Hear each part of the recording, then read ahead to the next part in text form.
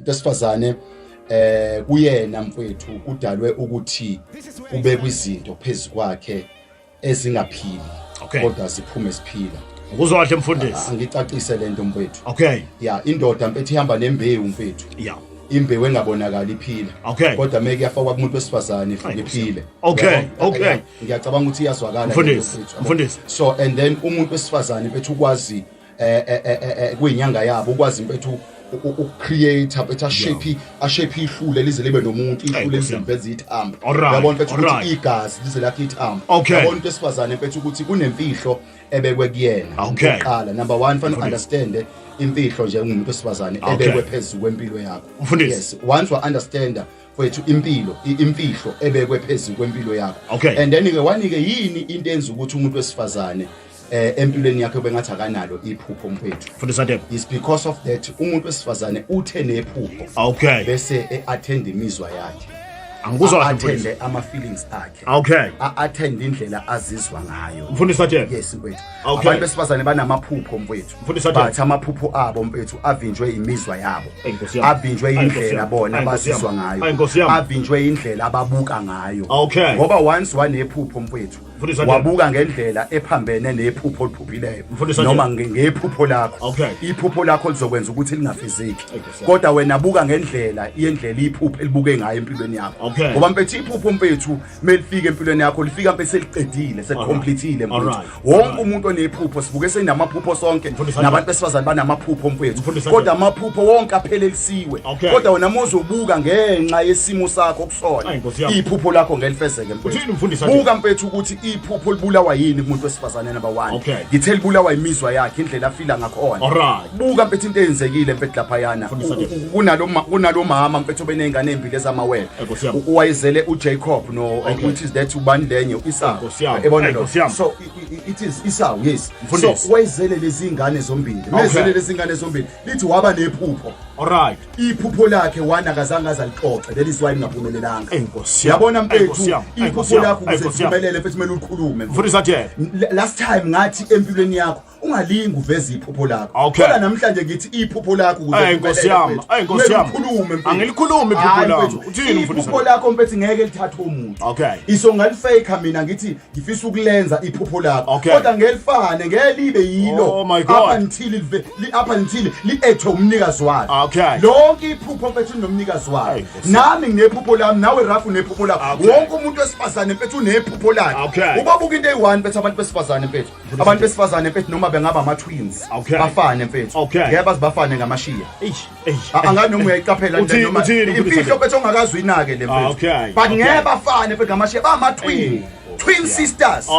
Bangafana mfethu kusukela kobhonzo mfethu kobhozo kuze kuyofika ekhanda mfethu. Kodwa amashiya yabo ngeke azafana. Uthini mfundisi? Asiyeke leso iqaqa ngiselungisa ngelilanga mfethu. Noma sikamawele mfethu. Kodwa ngeke sibe nephupho elifanayo. Isongalithatha iphupho lakho ngiyiwele lakho. Kodwa ngeke liphumelele. UJacob mfethu. Wenzeni ethatha iphupho mfethu. Wathatha izinto zomfowabo. Wathatha isibusiso somfowabo. Kodwa isibusiso somfowabo ubona lehamba naso mfethu. Wathi into ongisiza kuze mina kuvela okwami ukuthi mangibuyisele lokho kamfowethu. Angibuyisele lokho kamfowethu. Angibuyisele lokho kamfowethu ngoba ngiyakubona kuyanda kodwa ngikwazi ukukusebenzisa. Oh my God. Kunezinto bethu esingayintshontsha zabantu. Siyisebenzise ziphile kithi kodwa singakwazi ukuyisebenzisa. Buka mfethu lo muntu wesifazane umka Jacob umaka Jacob. Umaka Jacob mfethu ube nephupho uthi waphupha ebusuku lithi waphupha omncane mfethu ebamba isithende somdala efuna ukuphuma qala. Lithi ngamamazi lo mdala mfethu noma lo mdala ebamba isithende somncane. Lo mncane mfethu lo mdala mfethu oyizokhothamela omncane. Ngamamazi lalivele likhona iphupho. Lalikhona iphupho mfethu wabamba imizwa yakhe. Mebamba imizwa yakhe le story mfethu wagijima wayotshela umfowabo. Wayotshela ingane yakho atlalela. Ubaba wakho ufuna ukublessa lo. Ijimi yosebe sibusi zenze yena. Imizwa yakhe mfethu.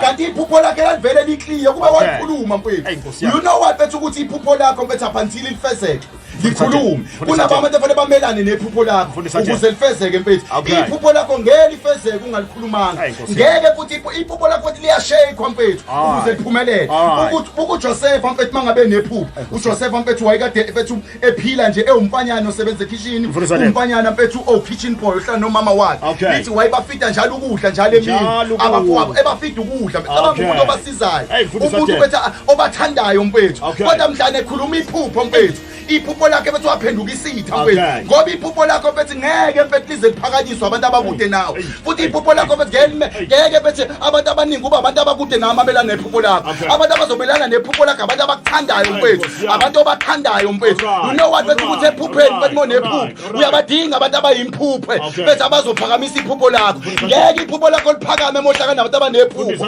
kodwa udinga abantu abayimphuphe ukuze kuphakame iphupho lakho udinga abantu abangenalo iphupho mfethu abazofana nezinkuni mfethu you know what bethu ukuthi izinkuni bethu azivuthi izinkuni zizodwa ungekho umlilo so ngamanye amazwi ukuze izinkuni zivuthe sidinga umlilo hayi bethu ngicacise bekulento bethu azikho izinkuni ezivutha umlilo ungekho mfethu ngamanye amazwi bethu kunabanye abantu abadinga abayizinkuni ephupheni lakho abazovuthisa leli phupho lakho mfethu uyabadinga bethu abantu bethu ozokhuluma kubona bamelane nephupho lakho kanti balifeza iphupho lakho and make sure bethu monephupho mfethu ungayifaki imizwa yakho mfethu uJoseph bambayise into eziningi bamhlubula ingubo yakhe bamphose emgodini kodwa sange simuze veza imizwa yakhe asange simuzwe ekhala mfethu kodwa simuzwe bethi selifezekile iphupho wathi mina lo Joseph enamenza nje uyayibona bethi lento bethu ukuze kuvele uthi awunephupho mfethu badedele bethi abantu abayimphupho empilweni yakho abantu abayimphupho empilweni yakho bazophakamisa leli phupho lakho wonke umuntu ongenaphupho mfethu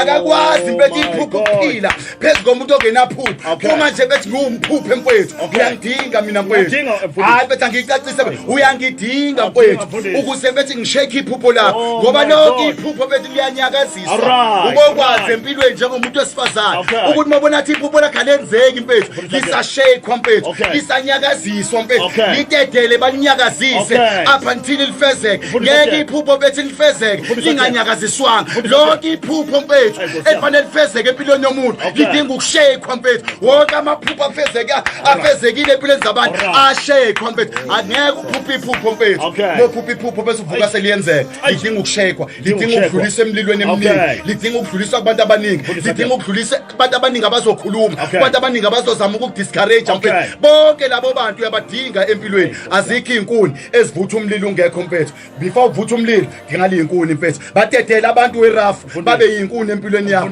wena qhubeka ube umlilo hlala njalo umlilo ubadedele babe yizinkuni bazovuthisa kakhulu